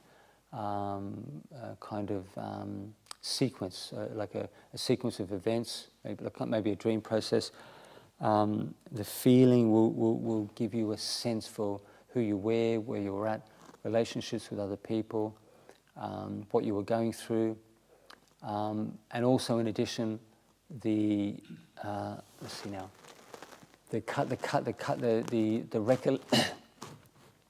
recollection will be very clear, very clear and sharp and full detail.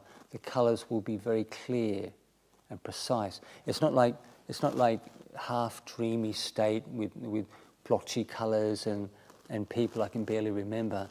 It's not like that at all. It's clear, sharp, full detail, full colour. You can remember from minute to minute to minute to minute in full detail.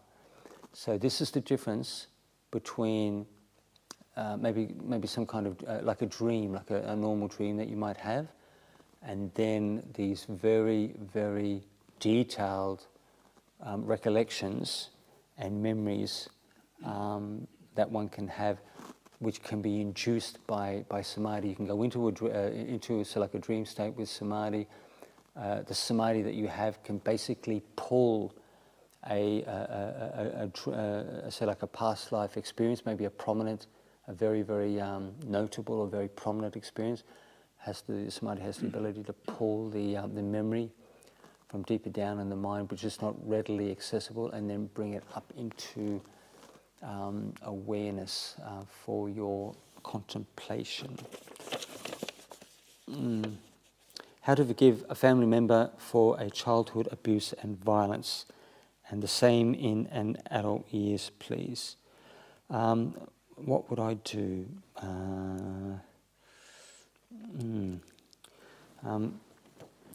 This kind of thing is very, very heavy. So if I had childhood abuse and violence, unfortunately, when you've got these very heavy, serious situations, even if that was happening to me and I was a child, basically I have done something to be afflicted with this horrendous person.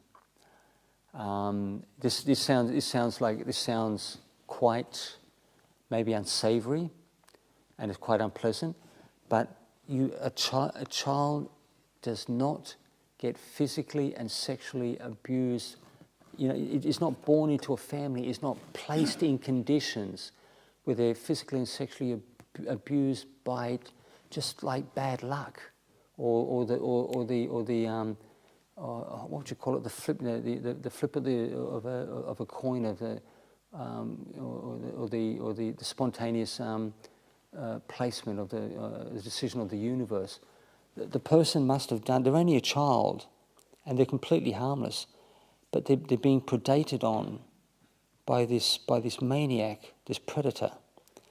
But the child, because the karma is so heavy, the abuse is so heavy, that they must have done something karmically to be afflicted. You may not believe me, but you just don't get unlucky with stuff like that because it's so heavy, it's so serious. you're brought into this situation, and then you have to deal with this abusive behaviour, and then you have to process. Physically, you may be able to recover much more quickly than you can cover emotionally. But then you've got those very, very difficult feelings that you have to work with and process. That the karma is basically teaching you. It's forcing you to learn. It's forcing you to understand. How can I explain it? The karma, as the karma comes and it comes full circle, the only way you can know and understand is you have to feel it. You have to feel it emotionally. You have to feel it physically. So this stuff is very it's nasty, and it's violent, and it's predatory, and vast majority of people, adults, these people, they're disgusting. They're animals, and if you had the chance, the average person, they'd kill people like this. If we could get away with it, we'd kill them. We wouldn't even we wouldn't waste the prison system on them. You want one of these predators in the prison system being fed and housed and supported for 5 or 10 years plus, 10, 20 years. The vast majority of us would just want them dead. Just put it, just snuff them out. If you're worried about, we don't want to hurt them, we don't want them to suffer. You just give them lethal injection. You don't have to put a bullet in them. One of the former disciples went to Switzerland and did voluntary euthanasia. They're professionals. It's so fast. The preparation is beautiful. They're beautiful paintings and colours. The room is very well decorated, and they educate. They give you full instruction, full understanding, exactly what's happening. Time and event. And you're the one who opens up the IV line. You're the one who opens up the secondary drug, which is the one which stops your heart. So if you're worried about these people's feelings, you can do stuff like that. And most of us wouldn't hesitate. We'd get rid of them. But unfortunately, some people say, they were victims. They were victims themselves. So. You may need a panel. I can only give my own opinion, and it may not be a just opinion. It's only one opinion. But if you really want to see a clear basis with this, you need a team of professional people, therapists, psychologists, counsellors, psychiatrists, all the team members that we know who specialise in this area, and these are the people who make the decision whether these people are deserving of a prison sentence, or whether they are deserving of self-induced voluntary euthanasia. You may have one of these predators who's absolutely scared out. He may be scared out of his mind. He can what's the right word? They can take advantage of children. But they're too frightened. They're completely out of their mind with fear and apprehension to open an IV line and end their life. So it can be quite ridiculous. That mass. I won't distract too much. That mass murderer, psychopathic murderer and rapist from the US. Let's see now. Bundy. His name was Bundy. When they took Bundy, this is the hypocrisy. When this is after murdering God knows how many young females. When they took Bundy from he had his last meal, and they took him from the holding cell into the chamber with the electric chair. He almost collapsed. The two guards, and they're big lads. They had to physically support him and carry him to the electric chair for the electrocution. And it's just a joke. You've murdered God knows how many people, and then you have the nerve to collapse, to half faint, and collapse on your way to the electric chair, you're just a joke. You're the joke of a human being because you murdered those people mercilessly in cold blood, and then you have the audacity to faint, to half faint, as you're being escorted to the electric chair. So life can be very, very. Okay, I won't distract too much. How do I forgive them? It happened. Say, for example, if it happened to me, karmically, there's unfortunately, there's heavy karma, there's bad karma. People don't get unlucky. You were meant to be there in that time, that location, with that predator, with that unscrupulous person who took advantage of you. It's karmically related. You don't get unlucky with heavy stuff like this. And the thing is as well, they're sick. Up at Carnet, Carnet's got the highest number of pedophiles in any prison in Western Australia. And even the other prisoners, they hate these guys. If they could get away with it, they just beat them. They would beat them black and blue. Even if one of those pedophiles even looks at his daughter, even when his wife and his daughter come to the prison, if that guy even looks at his daughter, even once for a second, 2 seconds, he will go look for that guy and he will tell him, don't you ever, ever, ever look at my child again because I will hurt you. So this is how strongly, he's 200 kilos. He's 200 kilos and he could break your arms and legs. So if he tells you, don't you ever look at my child again, that's exactly what you do. And they know not to cross paths with these guys. They keep, like the children will be on the swings in the playground. The prison facility has a playground and the kiddies are there. And the pedophiles are walking around in the central area. But the husbands and the boyfriends, they're watching these guys. They're watching the children and they're watching these guys. And if they look at their children, they gaze at their children, they speak to them and they tell them, don't do this. So, because I'm not an expert, I would think, okay, this is the kind of attitude I would have, but it's only my opinion. This person is a sick person. They're psychologically sick. All these, the pedophiles up at Carnet, the vast majority of them were molested themselves. The Christian priest, female priest, is a good person. I don't know if she sometimes she brings us food. She's on good terms with us. We chit-chat with her when we see her. Her surname is Monk. Her surname is Monk, amazingly, but she's a Christian practitioner. But the same thing, the vast majority of those guys were molested themselves. But the thing is that just because you were molested doesn't mean you go molesting other people, molesting your own children or other people's, other people's kids. So, but the thing is, some of these guys, they're so confused. Their emotional experience and their sexuality is so confused that they use little children for gratification. Maybe they were molested themselves. They can't deal with adults. They can't have normal relationships. They have relationships with vulnerable children. They take advantage of vulnerable children. So they're sick. I'm not saying. I know a gentleman up there he was old. He was middle aged. He was like in his 50s. Had a relationship with a 15-year-old girl. You're breaking the law. You end up in prison. But he was truly remorseful. He was almost crying when he told me.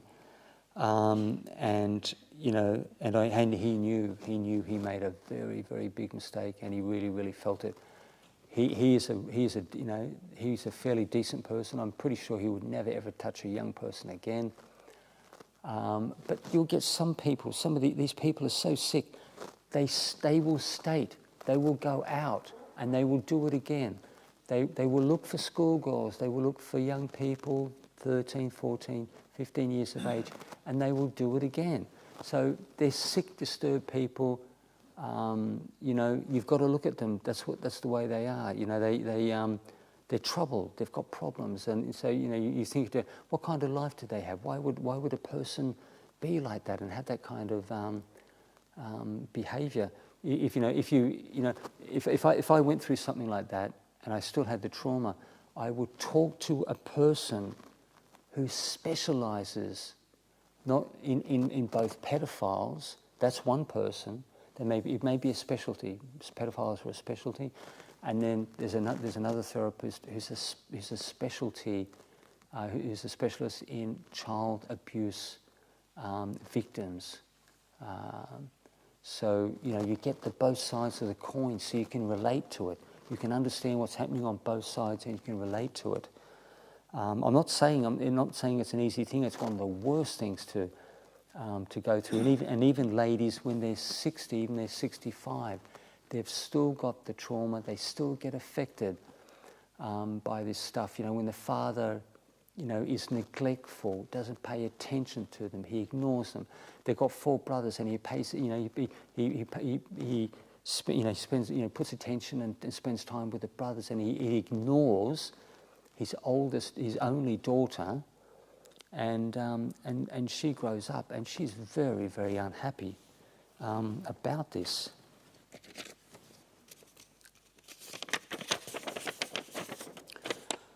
Okay, what are the techniques? What are the techniques for gaining? I don't know if you guys are tired. You can split if you want. What are the techniques for gaining awareness? Do I just sit and wait for clarity to arise? And if sadness arises, this is part of becoming clear, gaining insight. Do I sit with the sadness, or let it show me? What I would do, you want to develop awareness, insight, very, very quickly. You move back and forth, back and forth. You meditate for 5 minutes on the breath meditation, or you walk for meditation, and then you do your contemplation. You develop an understanding of your feelings, your thoughts, your moods, relationships with other people, what's happening at work, what's happening on the internet, what's happening on a global scale. So you meditate, you do the peaceful meditation 5 minutes, and then you go to insight, and you develop an understanding of what's going on inside you, develop an understanding of what's going on around you, in the world around you. That's the fastest way to develop one's meditation, to develop awareness, insight. And it keeps the faculties, all your main faculties will be in balance, all your enlightenment factors. It will bring, because they're 2 major principles, peace and insight, or calm and wisdom.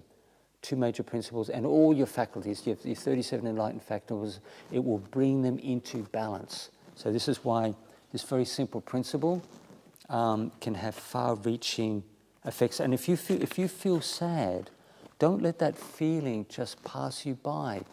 Really try to understand, why do I feel like this? Where and when? With what person? How does it affect my mind? How does it affect my physical body? Is it connected with other feelings? Is it connected with my dad or my mum? Try to understand everything about it, because the feeling comes up. It's an opportunity for you to learn, to understand. And if the feeling is like knocking at the door of one's mind. If you don't pay attention to these feelings and resolve them, they're going to keep coming back again and again and again and again, 1,001 times, because you still have not understood what you're going through. Don't misunderstand me. I don't want to sound like I'm preaching, but I've been through this over and over and over and over and over again for 30 years, 1,001 times. And the reason why I still get affected by, maybe it could be a feeling of maybe I feel I'm disrespected, or maybe a more subtle emotion like annoyed. Say I get annoyed. And 30 years later, I'm still getting annoyed. And the reason is because I still have not fully understand that feeling inside me. It could go back into my childhood, could go back into 2 or 3 lifetimes back, but I've still got it. And the reason is because I still have not fully understood the experience. Oh. Dear Ajahn, I'm still fairly new in Buddhism. I listen to Dharma talks and Sutta classes. I have heard about the death mantra and the changeability. I have yet to hear about the death mantra and the changeability mantra. I tried the death mantra and it caused, oh God, panic. God, don't know why upset you guys. It might be okay for me, but it doesn't mean it's good for you. And it causes panic in me. Oh, are these methods taught by the Buddha? Yeah, they are taught by the Buddha, but it was mainly the monks. It was mainly the monks. They were the first people he taught them to. I mean, I can do this for 10, no more than that. I could probably do this for 10, 15 minutes with no problem at all, but I can feel it. I can feel it when it turns, when it goes bad, when I get negative. But it's different for you guys because you're not familiar. But it means with the suppression effect is very, very strong. The meditation is very forceful. It's pushing down, and if you get anxiety, it means, and no panic. If you've got panic inside you, it means that feeling is still there and it's deeper down, and you're going to have to face that at some point, but not yet. You don't want to. You don't want any trouble with something like that. Just yet, maybe leave it for 5 years, 10 years. Do the soft, fluffy meditation practices, which are fairly smooth and they're not, they don't give you much trouble. You can work with them. You need to do what works for you. Don't do any kind of meditation practice which is really, really confronting, which is fearful, and keeps you awake at night. Ooh. When we work and keep ourselves busy in something, mind gets focused. When we were not doing anything, mind wanders. When are we more closer to meditation while working or sitting? Please help us if there's any way of meditating while working. What I would do is the easy way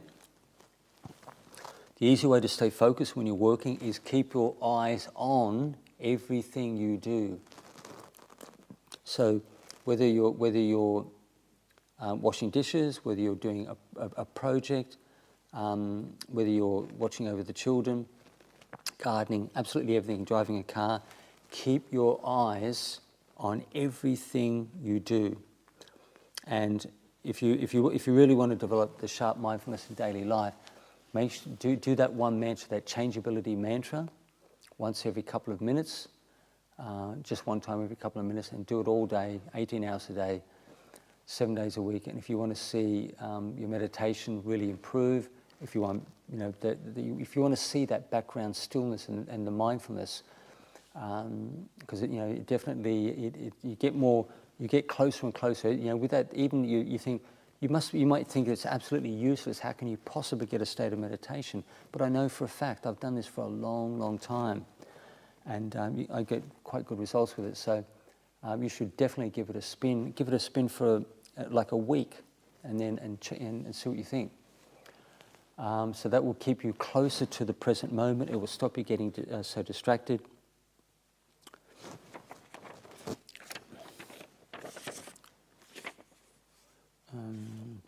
Most of the time, I am peaceful and can control myself nicely. That's interesting. Sometimes with the actions of others, I react and some frustration arises in me. What can I do to let go of this emotion, even in the heat of the moment? Do I disconnect myself? Are we all not connected? It's a similar principle. When people leave me alone,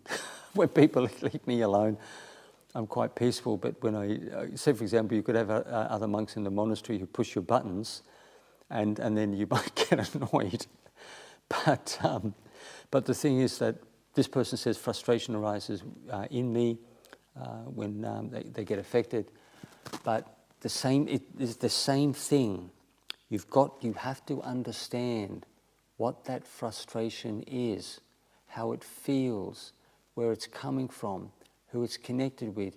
Understand everything from every possible angle. The frustration is in the middle, and you're approaching it from different angles, and you need to understand everything about this, because when you do, you'll be able to let it go at least a little bit, and then you'll be able to let it go more and more and more as the years go by. But don't underestimate this, because you can have stuff. It's going to be with you for 20, 30, 40 years. But as long as you're not being tortured by that frustration or that feeling of annoyance, that would be a good thing. But the key thing, you've got to understand, because that's what frees you from these emotions. You've got to understand exactly why you feel that way. Go right to the heart. Why do I feel this way? And go right into it. And over time, it'll get more gentle. It'll get softer. It become less and less and less and less. So, and that will be the test. If people can keep annoying you every day, day after day after day after day, it means that you don't understand this emotion. You've still got like a problem with this, and you have to develop your wisdom with this experience. Do Buddhists believe we have a soul? If the goal is to understand the nothingness, does that mean we are nothing now, but just don't understand that?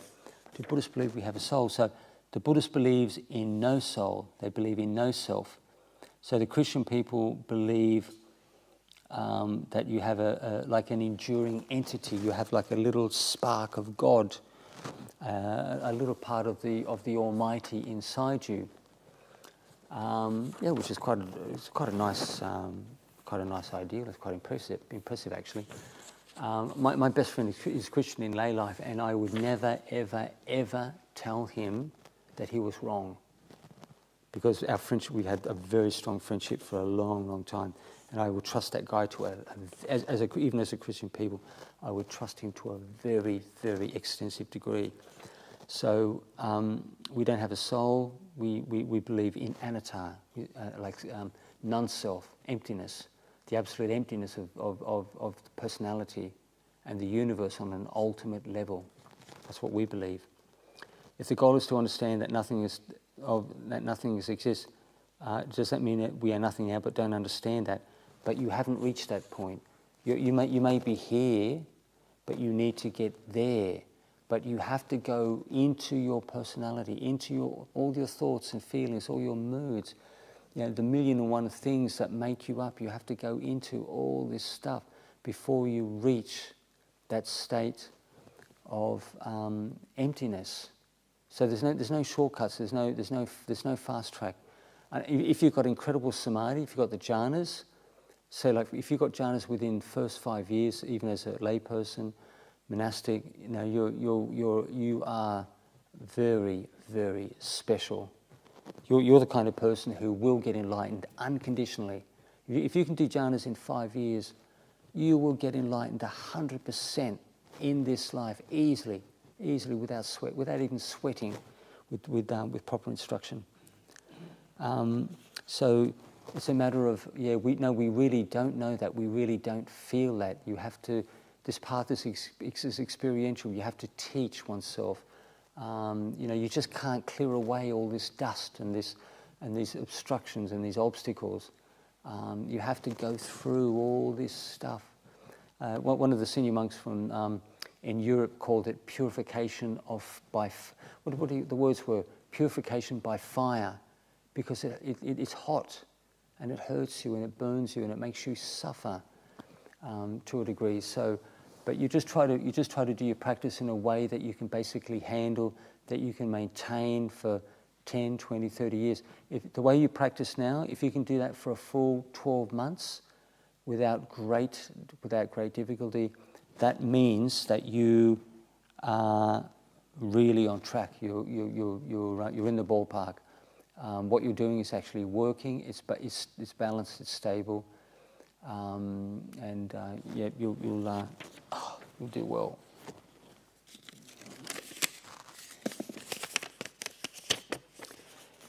Is it normal? I'm amazed I can talk so long. Is it normal to find noble silence so uncomfortable while passing and sitting with others while eating, etc. I'm not used to it, not acknowledging people or greeting them. It's something you get used to, because we don't do it very often.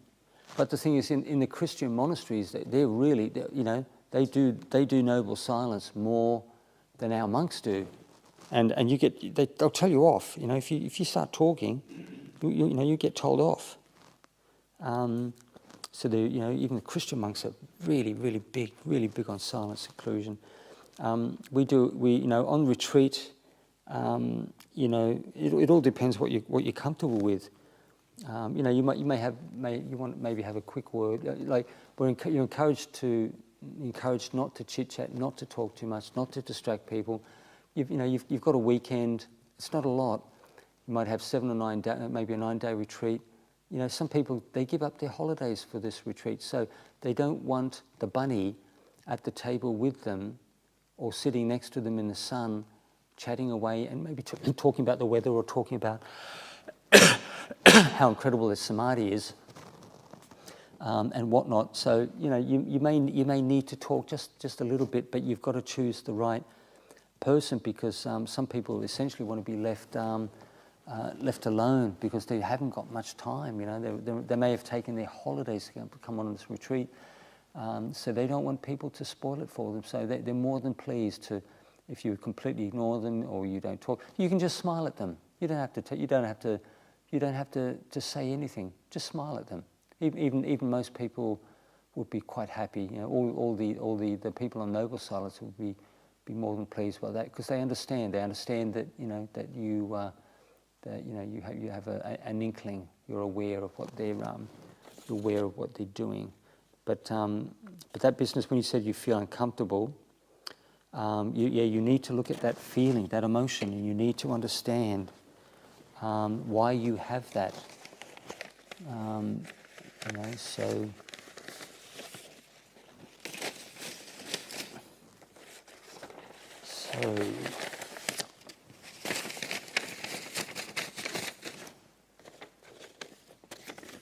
Okay, I'll let you guys escape. You can head straight back, and we'll catch up with you tomorrow morning.